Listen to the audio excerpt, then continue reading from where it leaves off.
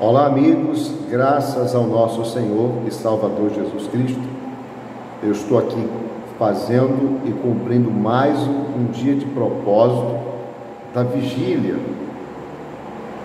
E aqui são exatamente quase 2 horas da manhã. Eu estava lendo a palavra e Deus me deu uma palavra que eu quero compartilhar com todos que estão me assistindo e vão assistir depois. Eu estou aqui no primeiro livro de Crônicas, no capítulo 13. Eu vou dar um esboço para você, um pouquinho para você entender. Como o povo de Deus era inclinado a cometer idolatria, a adorar ídolos, a objeto, Deus deu a ordem a Moisés e Arão, ao povo de Deus, que construísse uma arca de madeira, e essa arca fosse revestida com ouro, e dentro dessa arca estava as tábuas da lei de Deus, de pedra, estava o cajado de Arão e o maná.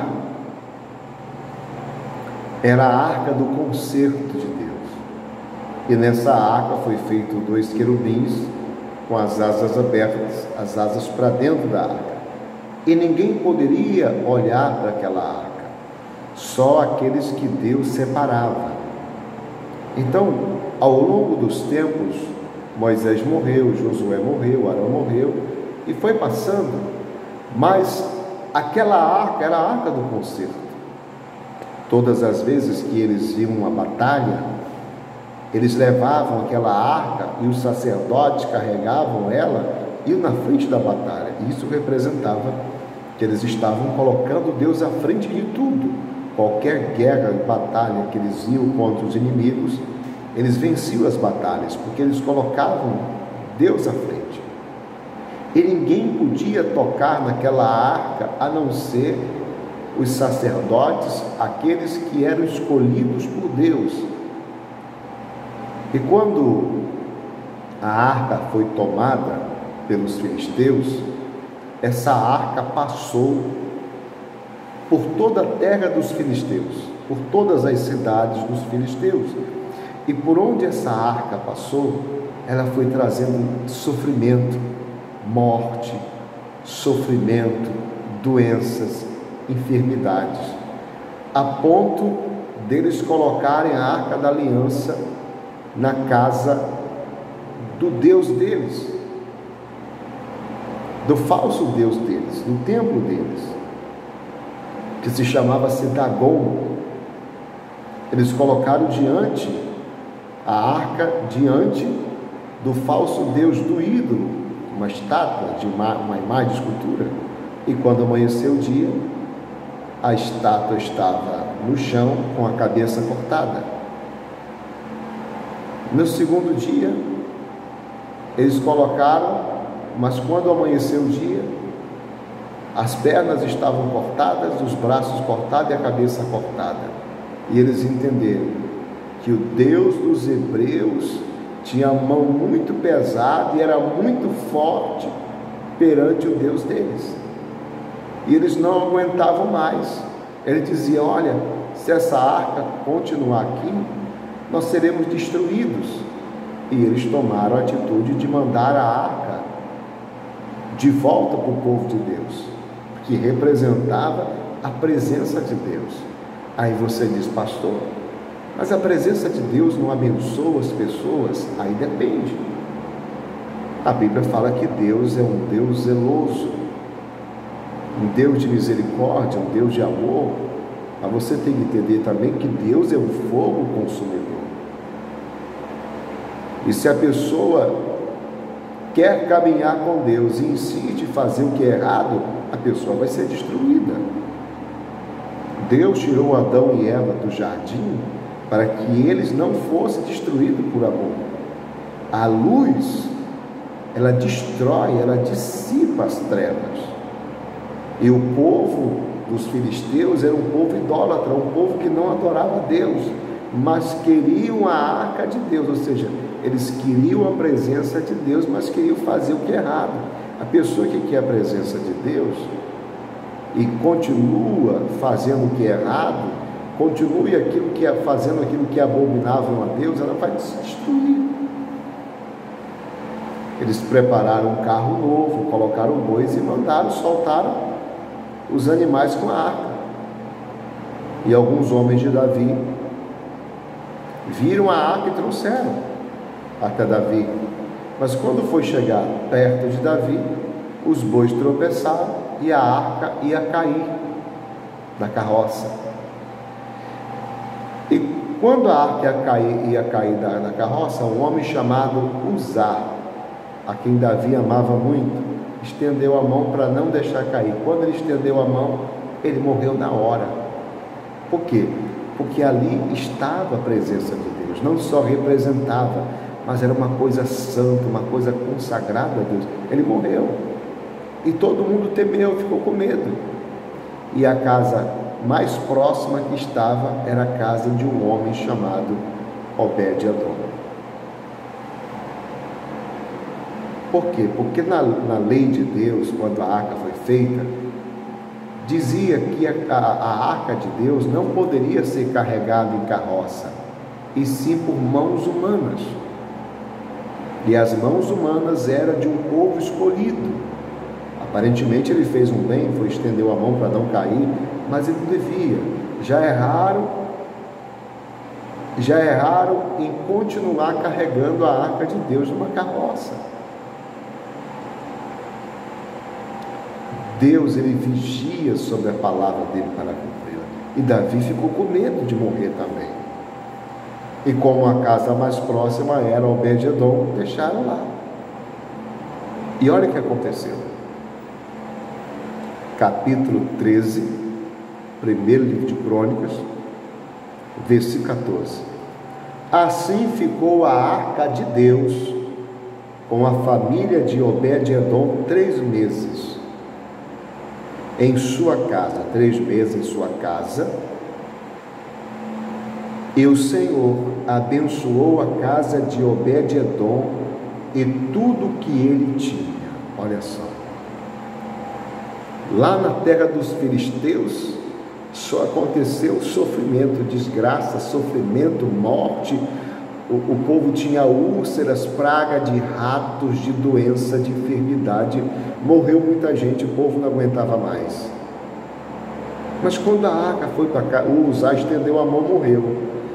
Mas a arca ficou na casa de Obed-Edom e abençoou ele 3 meses. Abençoou ele, a família dele, tudo que ele tinha foram abençoados. Por quê? Qual é a diferença entre Obed-Edom e os filisteus? Porque Obed-Edom temia a Deus. Por que a presença de Deus o abençoou? Porque ele temia a Deus, porque ele amava a palavra de Deus, ele amava em cumprir a palavra de Deus.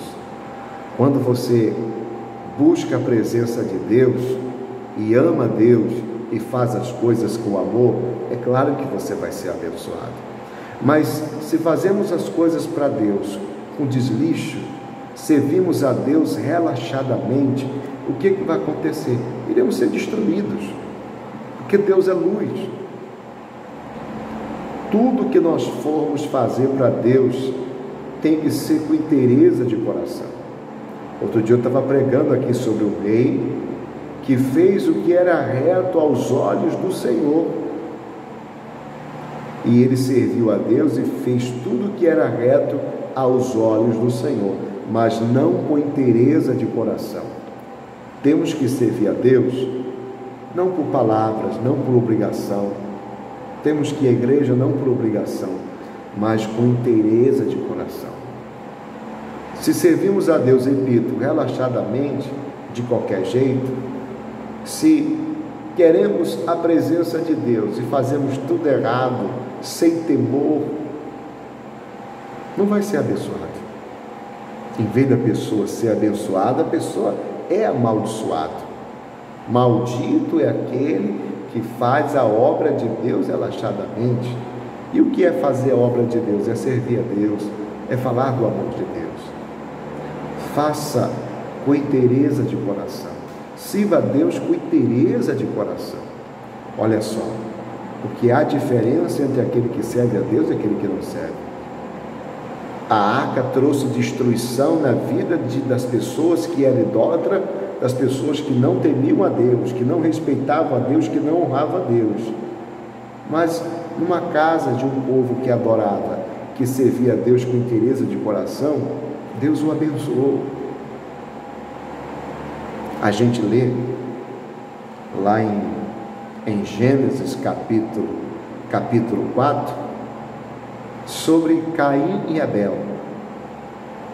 Os dois decidiram fazer e oferecer uma oferta ao Senhor. Caim, ou Abel, por sua vez, pegou das primícias das suas ovelhas a ovelha mais bonita, mais gorda, mais importante que ele tinha, ele foi e sacrificou ela e ofereceu a Deus. Caim, por sua vez, pegou uma oferta ao Senhor, qualquer coisa, uma oferta de manjares, uma oferta de plantas, de mato, de frutas, e ofereceu a Deus, mas Deus não se agradou, porque Deus sondou o coração dele, e Deus percebeu que o semblante dele mudou, e Deus perguntou para ele: por que você está irado? Por que você está assim?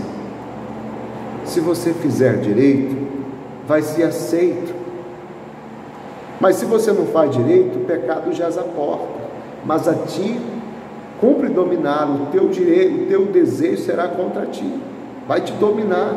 Mas a você cumpre dominá-lo. E o que foi que ele fez? Matou o próprio irmão. Quer dizer, Deus não é obrigado a aceitar tudo que a gente oferece para Ele. Deus aceita sim, quando fazemos com amor. Deus ouve uma oração quando fazemos com amor, quando fazemos com fé, com sinceridade. A Arca da Aliança representava e era a presença de Deus. Hoje a presença de Deus não está em uma arca. A presença de Deus está onde está dois ou mais reunidos no nome dEle. E se você o recebeu na sua vida, é claro que você é a casa dele, é a casa espiritual de Deus. Então, se a pessoa quer servir a Deus e continua fazendo tudo errado, ela vai ser destruída. Deus é o fogo consumidor. Em vez de trazer paz, vai trazer maldição. Mas, se a pessoa decide caminhar de verdade com Jesus, a pessoa está toda errada. Mas aí ela diz assim: Senhor, eu me arrependo, eu quero mudar de vida. O Senhor Jesus vai vir, vai sarar a pessoa, vai perdoar os pecados, a pessoa vai levantar, vai mudar a história daquela família, daquele casamento, e vai salvar toda aquela casa. Mas tem que ter o arrependimento sincero. Mas quando a pessoa vai com engano, com mentiras, que é a presença de Deus, mas com engano, com mentira, vai ser destruído. Deus não muda, é o mesmo ontem, hoje e sempre. Fica com essa palavra, compartilha essa palavra. E se alguém ainda não enviou o nome para a oração da vigília, entre em contato comigo. O meu WhatsApp é DDD 98 98177 2414. Um abraço forte do pastor Giovanni e vamos orar. E que Deus abençoe a vida de todos, em nome de Jesus.